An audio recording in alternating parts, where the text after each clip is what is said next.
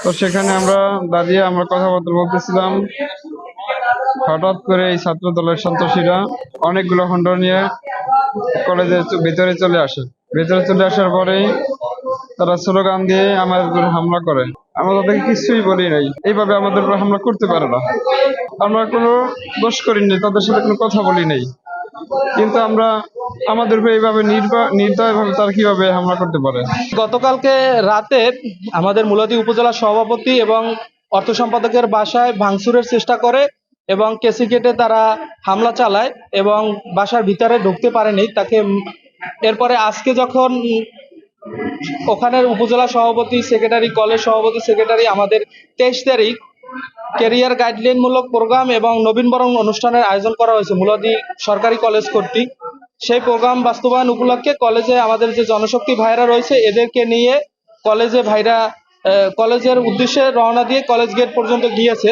তখন সন্ত্রাসী ছাত্রদল তারা মিছিল দিয়ে বিভিন্ন ভাবে ওখান থেকে আসতেছিল যে জামাত শিবির রাজাকার, এই মুহূর্তে বাংলা ছাড়, এরকমের বিভিন্ন ভাবে মিছিল দিয়ে এসে আমাদের ভাইদের উপরে অতর্কিতভাবে হামলা চালায়। এখানে গুরুতর প্রায় 20 জন আহত হয়েছে। যথারীতি আমি স্টুডেন্টরা ক্লাস করে, তো আমার যে নেতাকর্মী আছে, আমার কর্মীরা এবং দায়িত্বশীল যারা আছে এদেরকে নিয়ে আমি কলেজে একটা সাইডে কথা বলতেছি।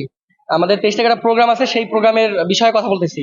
তো এই মুহূর্তেই ওরা ছাত্রদল উপজেলার আহ্বায়ক মহিউদ্দিন ঢালী এবং সদস্য সচিব বেল্লাল, এরপরে আপনার কলেজের রিফাত মল্লিক, এরপরে Kausar Ahmed college secretary. Bashundhara tissue, অশুদ্ধতার বিরুদ্ধে এক বিন্দুও ছাড় নয়।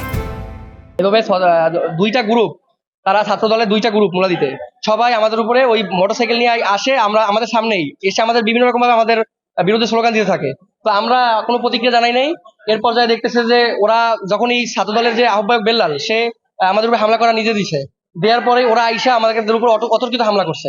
এটা তারা মিথ্যা বলছে, মিথ্যা প্রপাগান্ডা ছড়াইছে তারা বরং আমাদের যে মুলাদী সরকারি বিশ্ববিদ্যালয় কলেজের যে সভাপতি তাকে তারা লাঞ্ছিত করছে এবং কলেজের যুগ্ম সাধারণ সম্পাদক ও আজকে এখন হসপিটালে চিকিৎসাধীন অবস্থায় আছেন।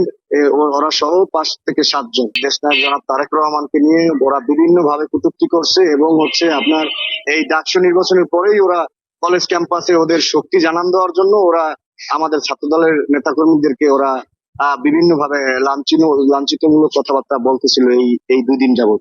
গতকালকে আজকে আমাদের যে সরকারি কলেজের সভাপতিকে গেট থেকে বের করে দিছে, কলেজে ঢুকতে পারবে না, ওরা কলেজ দখল নিছে এইভাবে বলছে। তো সেখানে আমাদের ছাত্র দলের ছেলেরা মিছিল নিয়ে ঢুকছে, তো সেই মিছিল ওরা হামলা করছে। হামলা করে বরং আমাদের ছাত্র দলের অনেক নেতাকর্মী আহত হয়েছে। শিবির দাবি করে, হ্যাঁ, ওরা ম্যাক্সিমামই আপনার ছাত্রলীগ করতো, নিষিদ্ধ সংগঠন ছাত্রলীগ করতো। আপনারা সাংবাদিক ভাইরা যারা আছেন এরা অন্তত এই সত্যটা তুলে ধরেন।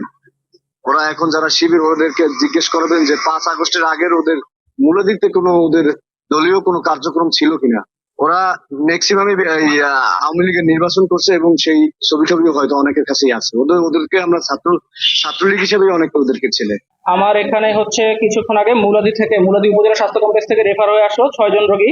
তারা প্রাথমিকভাবে হিস্ট্রি দিয়েছে ফিজিক্যাল অ্যাসল্টের, এবং রোগী 6 জন রোগী। মান্না 22 বছর, হামিম 20 বছর, বাইজিদ 23 বছর, আব্দুল্লাহ 19 বছর, সারাফাত 24 বছর এবং রাকিব 24 বছর। আমি প্রাথমিকভাবে দেখে তাদেরকে মেল সার্জারি ওয়ার্ডে ভর্তি দিয়েছি। তাদের পরবর্তীতে যা লাগে, মানে তাদের অবস্থা কি সেটা নিরূপণ করে প্রয়োজনীয় ব্যবস্থা সার্জারি ওয়ার্ডে নেওয়া হবে।